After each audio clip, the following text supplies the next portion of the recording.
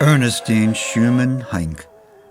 Dear Mother Ernestine, how could I forget that legendary voice, or my friendship with the acclaimed prima donna who addressed me as son of mine, Archie Bell. Nor can I forget that glorious afternoon in October 1919 when she and I came back to my hometown of Geneva, Ohio. Dear Ernestine insisted we visit the grave of my recently departed sister in Mount Pleasant Cemetery.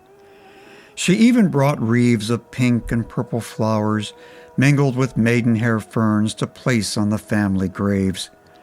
I suspect Ernestine was still grieving as well that day, for she had lost her son, a German submariner, in the war. "Oh, Archie, my heart breaks," she wrote in the telegram. "Why? Why?" We found solace in travel, the arts, and food. You might say we were quite fond of fine food, and both the scales and the heart disease that ultimately took my life bore witness to my Epicurean taste. I recall the day a prominent actress asked me if I ever considered going on the stage. Of course I had. How can one be a newspaper drama critic and not dream of trading places with those inferior to my supposed dramatic abilities? I told her as much, and she replied, "Oh, Archie, you will make a lovely target." Oh, yes, we drama and arts critics made convenient targets for the readers and people of the stage alike. Loan shark and interest hound. I have addressed every form of organized graft in the United States, excepting Congress. So it's naturally a pleasure to me to appear before the biggest. You are without a doubt the most disgustingly rich audience I ever talked to, with the possible exception of the Bootleggers Union, local number 1, combined with the enforcement officer.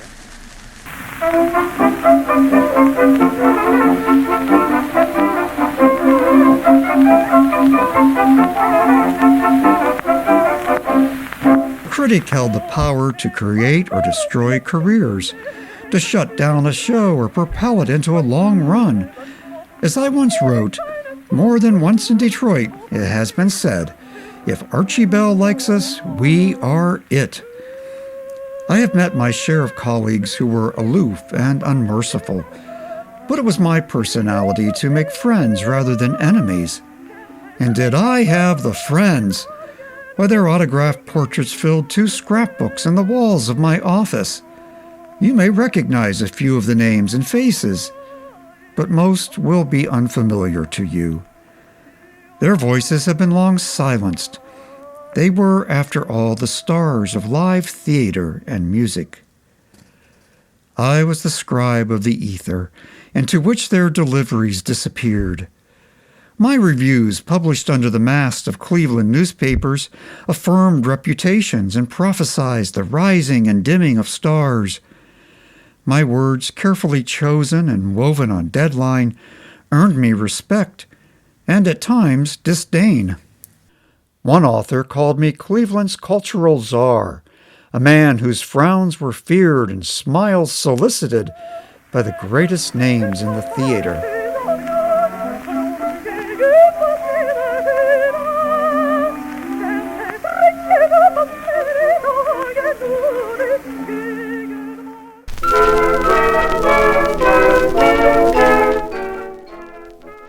And it all started here, in Geneva, Ohio, where I was born to Samuel and Sarah Jane Bell, March 17, 1877. Geneva Village was just 11 years old when I was born, and the town was booming with industry and the railroads. It was a good place to grow up and to be from, and I never forgot my roots, for they nourished me well. I attended the public schools and wrote my first newspaper story for the Geneva Free Press. I worked there during high school, saved $500, and sent myself to Europe for my graduation present. I had this passion for learning through experience, whether that was traveling to a foreign land, reviewing a new concerto, or researching an investigative piece. I skipped college and went straight to work in the Cleveland newspaper business. You could do that back then. All it took was a flair with words, perseverance, a little luck, and a lot of grit. And I had grit.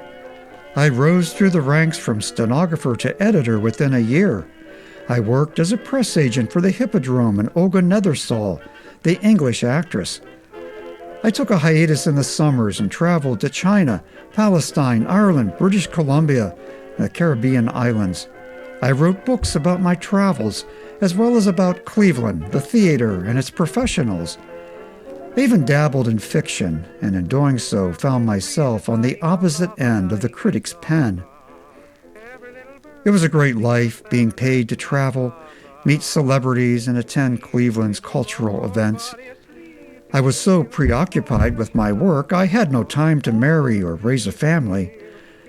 I suppose my work was my spouse, my words, my offspring. My heart condition worsened in my middle years, and I retired early and spent the last 10 years of my life as a recluse in my East Side Cleveland apartment. A writer who stops writing is soon forgotten. And so it was with me.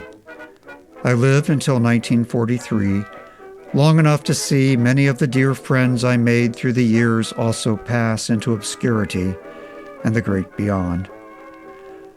Of all of them, I think Mother Ernestine's passing was the most difficult for me. After all, I was one of her sons.